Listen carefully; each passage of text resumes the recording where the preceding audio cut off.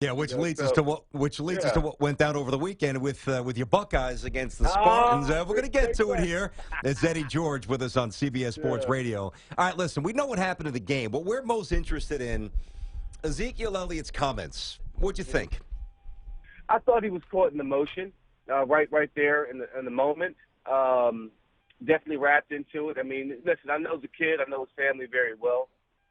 He's not a selfish kid by any means. If anything, he's selfless. I think he was more upset by not winning and not having anything to do with it. Like any great competitor, that's what you're going to say. And I think, he was caught in the moment and he was frustrated.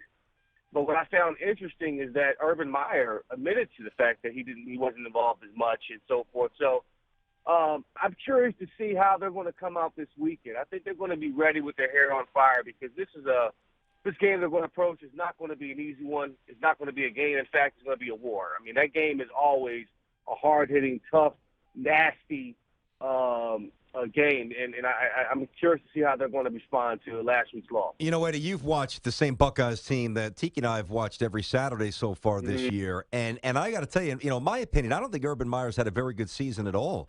I Mm. thought, and I certainly want your thoughts, but I think the quarterback situation was messy from day one. Mm-hmm. They rarely, or they too often play down to competition, let inferior teams hang around. Three Mm-hmm. touchdown favorites. It's a Mm-hmm. close. What happened? Well, when you look at the big picture, I don't see any great elite teams this year. No one really blew anybody out. I think right now we're seeing Clemson and Alabama beginning to separate themselves. And Ohio State's in that mix.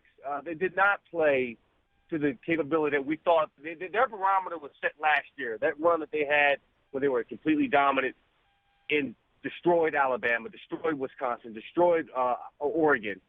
And now they kind of played down to their level of competition. That was their barometer. That's what we grew accustomed to them playing to. So I agree with you. I don't think he had a bad year. I mean, despite of the fact that he's won 10 ball games, he did have an issue at the quarterback position.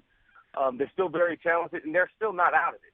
If they beat Michigan this weekend, and Penn State beats Michigan State, they're in the championship game. And who knows what happens in the Big Ten championship game? So, we got to be careful of, how we're judging somebody's season and how they've been perceived. Eddie, to be fair, and I'm happy that you actually went there because, bad relative to how I perceive the best coach in college football to be. I mean, I think he is the best coach in college football, and I thought there were just some inconsistencies. Bad's probably the wrong way to frame it.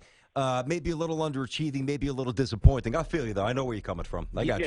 Yeah, I understand what you're saying. And at the end of the day, though, they still have a chance to make it right should they get into the championship, which is dissimilar to the Big 12 squads. Oklahoma had that bad. We're going to have Bob Stoops on our show in a little about an hour, but they had that bad loss to Texas, which is now going to come back and haunt them because they don't have the chance. Again, they play Oklahoma State this weekend. Should they win, they're at the mercy of everybody else who's still playing.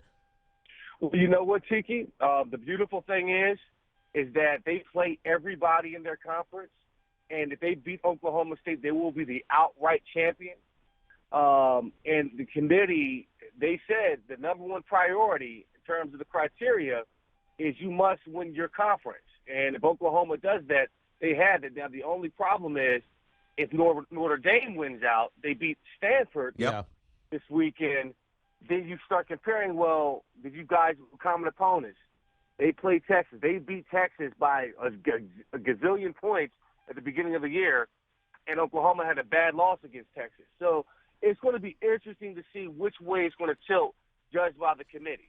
My personal opinion is I think Oklahoma gets the nod because they are a conference champion. So it's going to be interesting to see how it all plays out. Eddie, I got to disagree with you, man. I think the only Notre Dame loss, well, listen, if I'm Oklahoma, I'm not happy about this, but you lost by 2 points with a backup against the number one team in the country. I think that looks more favorable. I would be surprised if the Irish got squeezed out. The rep from the Big Ten's going to get in there.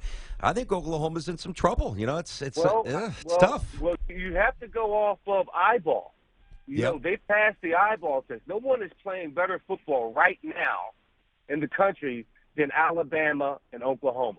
You can't say that. They had a bit of a scare last weekend but they found a way to win. And typically, Oklahoma in the past, they would choke around the stuff. But I think it's a different team. I think when you factor that in, the fact that they look like a great team, they're playing great football by the end of the year, I think they can be forgiven with the Texas loss, because that's a rivalry game that can go either way. It's played at a neutral site. Yep. And the fact that they won their conference, I think Oklahoma will get that nod over Notre Dame, because they're going to force Notre Dame to join a conference in the near future because of the situation. We're going to remember this. We're going to remember this conversation. Eddie George, former Buckeye and Titan great. He's getting ready for. He's going to play Billy Flynn, Chicago, the debut January 11th, and he's with us here on Tiki and Tierney, CBS Sports Radio. Yeah, that's awesome. I'm glad you're doing that, Eddie. I want to come see you too. How much they paying you, Eddie? I want good tickets. When I call you up, I want good tickets. Well, that's true. Hey, brother, I'll get you front row and center. Nice, and I'll be there.